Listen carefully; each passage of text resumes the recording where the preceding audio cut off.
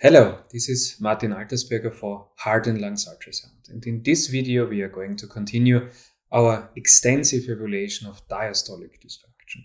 We already discussed topics such as myocardial mechanics or part of myocardial mechanics, and also that several measurements do show limitations.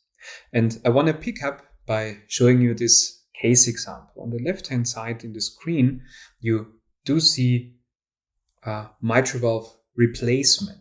This is a specific device, a relatively new device. It's called the Tendyne valve. You see that here is the fixation of the valve towards the left ventricular apical regions, and here is the device inside the mitral valve, over the mitral valve here used to open and close, and here have a biplane visualization of this structure. So in mitral valve replacement, of course, it's more difficult to assess diastolic dysfunction.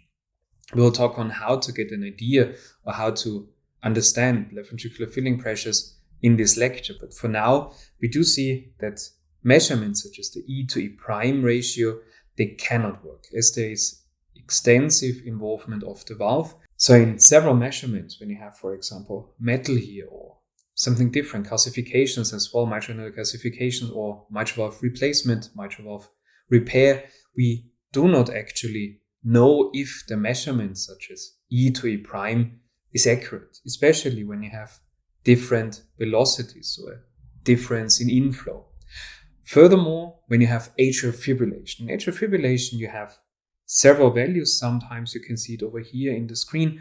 And when you have different inflow patterns, you can still take a mean value of 8 to 10 heartbeats, and then also a mean value of E to E prime, especially the medial E to E prime ratio can be used to identify elevated filling pressures, but it also becomes more difficult.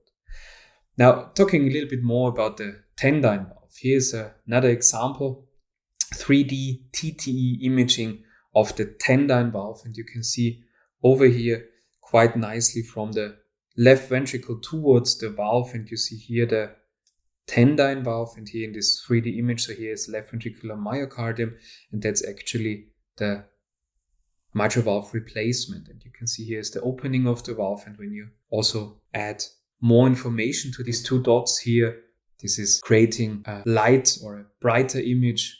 It's called, in this case, flexi-light, and you can also see very nicely the visualization of the Tendyne valve from the other side. So that's from the atrium towards the valve, and you see it's like an umbrella, I would say. You can see over here, and here is the 3D image.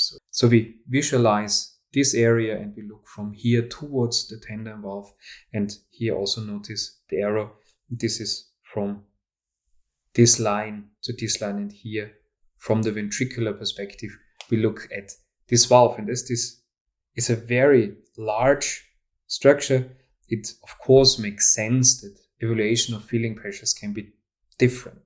This is a TEE example, so a transesophageal echo in 3D, and you have here this umbrella of this Tendyne valve, and that's how it looks like. Here is the actual valvular structure, and this is the fixation in the apical regions of the left ventricle. So basically the true mitral valve is pressed aside by this umbrella, and it's fixated in the apical regions of the left ventricle. So keeping that in mind, we do know that this is a very large structure. And here I have TEE studies, and also you have real anatomical images of a patient with a Tendyne valve with severe complications.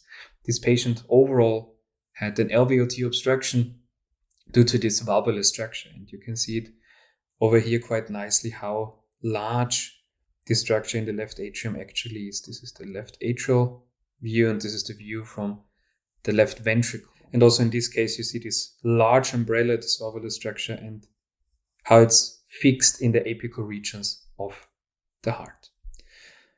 Furthermore, what are more limitations? Well, of course, mitral annular calcification. This is a CT image, and we also call it Big Mac. So calcification of the mitral valve ring, and in this case, even a very prominent calcification of the papillary muscles. You can see it over here, this very prominent calcification in CT imaging. So when you have mitral annular calcification, of course, the pattern of contraction of the left ventricle, they are different. And looking at some echo examples, you can see it in an apical 4 chamber view, the calcification of the mitral valve and also of the papillary muscle over here. So here we are in a peristernal short axis at papillary muscle level. And you see also in echocardiography, the bright hyperechoic areas, the patient that we have seen before in CT imaging.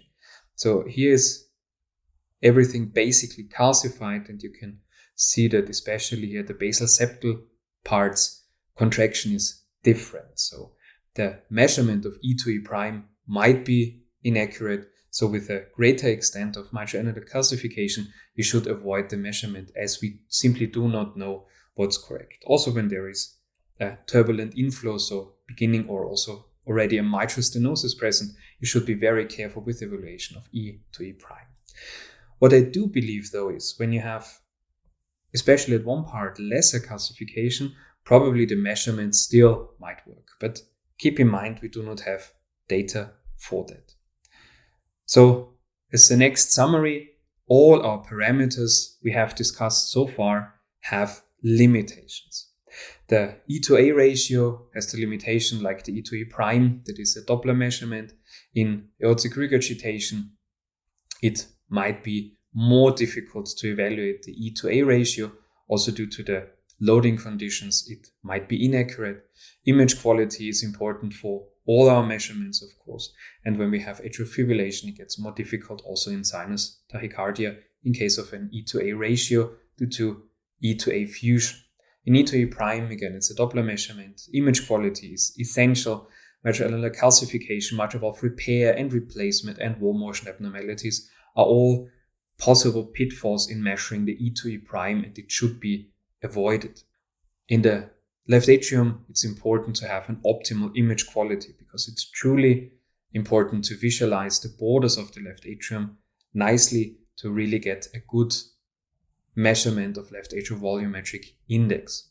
On the left-hand side, we see the patient with the Tendyne valve. Again, you can see it visualized quite nicely. The opening and the closure of the valve, the umbrella-like structure over here, and mitral valve still attached to the chorda tendineae, of course, because it's a minimal invasive approach. But when you have such large structures, it gets more difficult to evaluate left atrial structures and left atrial indices. Measuring the left atrial volume, I already mentioned, it's very important to measure volumes. So diameters, they are not state-of-the-art anymore. Area, when you measure an area, why not measure the volume? And when you measure the volume, you should measure it in milliliter per square meter. So volumes adapted to body surface area. In specific cases, I would also recommend to measure it for optimal body weight, especially in truly obese patients, because then the body surface area is rather large, and so you might underestimate left atrial volumes. In this case, you see severe mitral regurgitation due to a structural defect of the mitral valve and this eccentric jet towards the interatrial septum. The interatrial septum, I want to show you, this is also bulging towards the right atrium, so from the left atrium, due to the jet and the volume that is flowing back into the left atrium towards the right atrium. The left atrium is significantly enlarged. The right atrium seems still to be normal, and you also can nicely see, and that's also then overall important for evaluation of filling pressures as well. You see this reflow into the pulmonary veins in the pulmonary venous system, denoting true severe mitral regurgitation. But let's continue with some information. So left atrial pressures are normally not very high. So the normal is around 8 millimeters of mercury. The left atrial volume does not rise per se with aging. So not just because you age, you get a larger left atrium. As I said, always index it on the body surface area. Sometimes when obesity is present, think about for evaluation of the optimal body weight. The left atrium is the HbA1c of filling pressure. So you see elevated filling pressures changing the left atrium, causing fibrosis in this very thin left atrial walls over time. So it is a long-term parameter for filling pressures as well. And overall, it's a suboptimal correlation with elevated filling pressures with just a single measurement. So left atrial dimensions and enlargement, they are dependent also, of course, on left atrial compliance. So when there's fibrosis present, for example, in restrictive cardiomyopathy, that leads to lesser dilatation than in dilated cardiomyopathy, for example. But the filling pressures overall are higher in the stiff atria in restrictive cardiomyopathy. So we have to keep that in mind, and the optimal cutoff is below 34 milliliters per square meter is considered normal. So above 34 milliliters per square meter, we have an enlarged left atrium. As said, limitations, we have, again, plenty, not only image quality, in bradycardia, severe MR, atrial fibrillation, atrial flutter. The left atrium might enlarge. After heart transplant, depending on the procedure, depending on the technique of operation, you might have an enlarged left atrium simply because the former left atrium was left in the patient with heart transplant. So the left atrium of the new heart is put on the atrium of the old heart, so to speak. In high outputs, you can also have left atrial enlargement, also in high output failure, and athletes as well can show elevated atria. So both atria should show an elevation in size. Overall, in athletes' heart, the dimensions of all the chambers should fit. So a singular left atrial dilatation in an athlete doesn't denote that that's athlete's heart. So when you have an athlete, you want to see if the chambers in endurance athletes, especially, you want to see that the chambers, so the left atrium, the right atrium, but also the left ventricle and the right ventricle, they show a similar degree of borderline measurements or a slight dilatation. Overall, in 90% of patients with a normal BMI, the left atrial volumetric index will be below 34 milliliters per square meter. So that's our cutoff. In 10% though, in healthy individuals, it could be even above this 34 milliliters per square meter, 10% of the cases. And in 5% of the cases, it's even above 37 milliliters per square meter, even up to 43 to 45 milliliters per square meter. So exceptions to the rule, they are there. For those cases, we have to think about, especially in my point of view, strain imaging to differentiate, is there a pathological example present or is it still normal? But we will talk about strain in a greater detail later in this lecture. The BMI, I want to state it again in this slide, the LAVI, so the left atrial volumetric index, should be indexed.